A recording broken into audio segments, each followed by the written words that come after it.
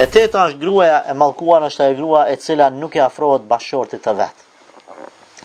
Përmend Imam Buhariu dhe Muslimi se pejgamberi sallallahu alaihi wasallam thotë: burri nëse e thret gruan e tij për intimitet, ajo refuzon, duke e hidhru kështu burrin, edhe bjen për të fjetë i hidhrum, bashorten, ma këtë grua, do ta mallkojnë me laçet deri në mëngjes. Bashorten e mallkojnë me laçet deri në mëngjes.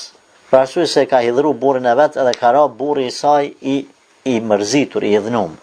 Kjo është ndaluar dhe është gruaja e tillë e mallkuar. Në një transmetim qëndron edhe ma keq se sa kjo.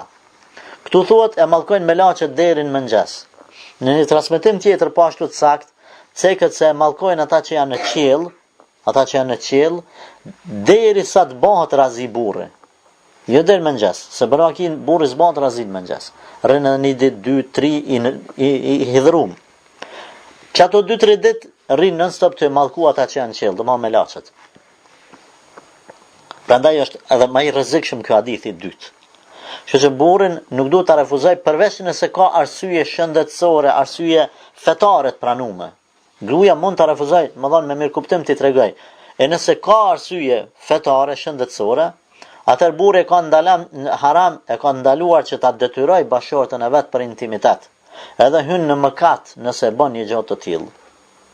Kur, domethënë, ekzistojnë arsyet thash fetare